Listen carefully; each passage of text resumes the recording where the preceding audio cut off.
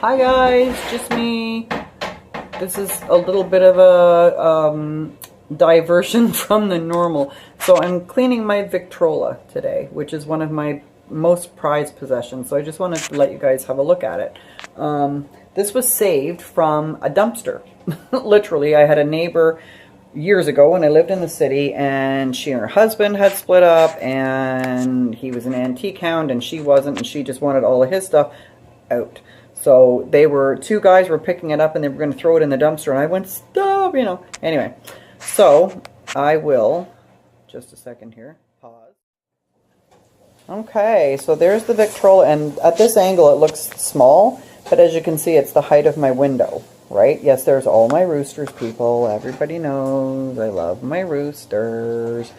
So when you walk up to it, like this is my hand pretty much almost, well, between shoulder and waist height. If I stand beside it, it comes to my boob. So there you go. Okay, so anyway, so that's what the front of it looks like. And there was a couple pictures I took, and I'll just put them in the video rather than opening the cupboards and everything here. But I'm going to turn you sideways, guys. Okay, so we open the lid like so. And this is super cool. I have the original little box of needles. It says Columbia Loud Tone Needles, right? So then if you open this little case, isn't that cute? Those needles are original, and there is some paper backing to this, but it's so worn over the years that you can't even really tell what it says, but it came from the Victrola company in Montreal. So, I researched this when I got it. There is the original, whatever you want to call it. I don't know, what do you call this? The original, what do you call this, honey? The original, like, maker's mark or something, I guess you'd call it. These little plates in here. Anyway, so the Victor Talking Machine Company of Montreal. And then it says that it was manufactured for C.W. Kelly and Son Musical Instruments, Guelph, Ontario. So I don't know, it was made in Montreal, but it was made for this company in Guelph. So over here is the cranky thingy, right? So we are going to crank. This is going to kill my shoulder, but I'm going to do it anyway. You have to crank it like quite a bit.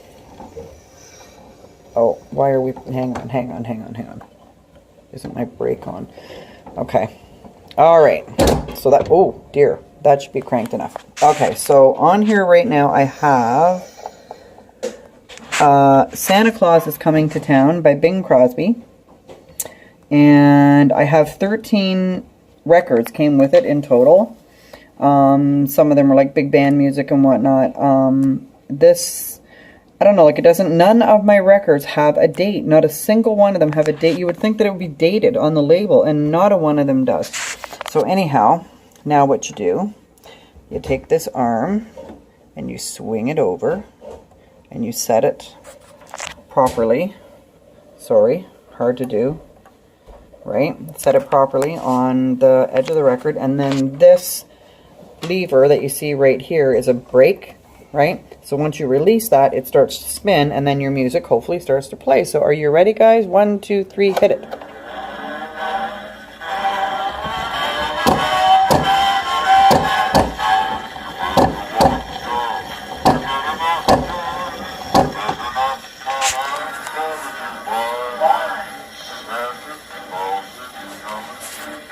To town.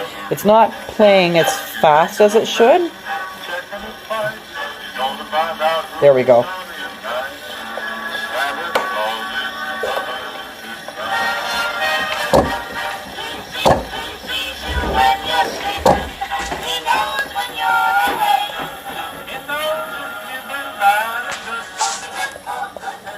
Isn't this the coolest thing?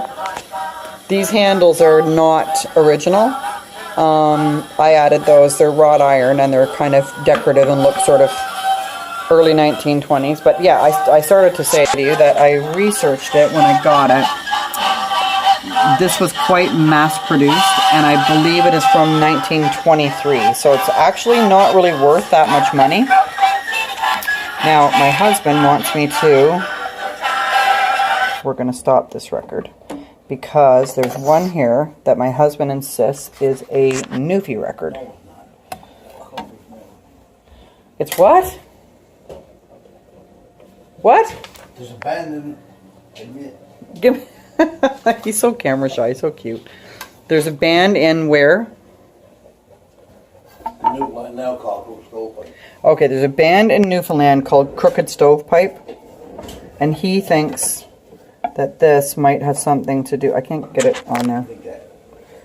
Well, okay, he heard Crooked Stovepipe and went, oh my god, that's Newfie. But anyway, we're going to play it, just for shits and giggles, because I don't think I've ever played this one before. A lot of them I've never played, so I don't even know. Alright, are we ready, peoples? 1, 2, 3, go.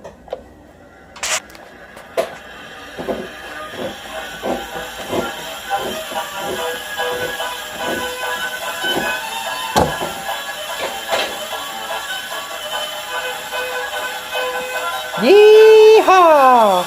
Alright, if that don't get your fucking feet stomping.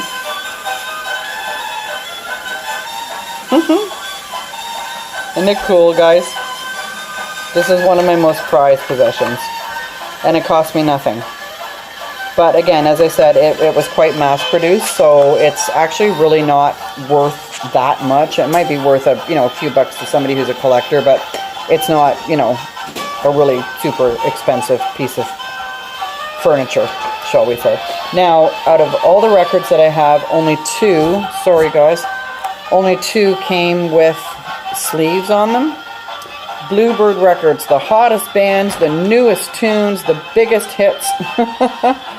And this was made, His Master's Voice, RCA Victor Company Limited, Montreal, Ontario. It doesn't even say Ontario, Canada, just in Montreal. And then the back, there is nothing on it except it says no refund or exchange, no exchange or refund. So once you bought this record, you bought it and that was it. And this one is pretty beat up, unfortunately. It's hard to see, but it's Decca All-Star Records, manufactured by the Compo Company in Lachine, Quebec. It's hard to see because it's... If I try to flatten it out, I'm afraid I'm going to rip it, right? But yeah, these are the only 2 sleeves that actually came with it. And then the rest of the records were, of course, down, well, I'll show you now. We're down in here, in this cupboard. You kept records in here, right? And then also could keep records down in here.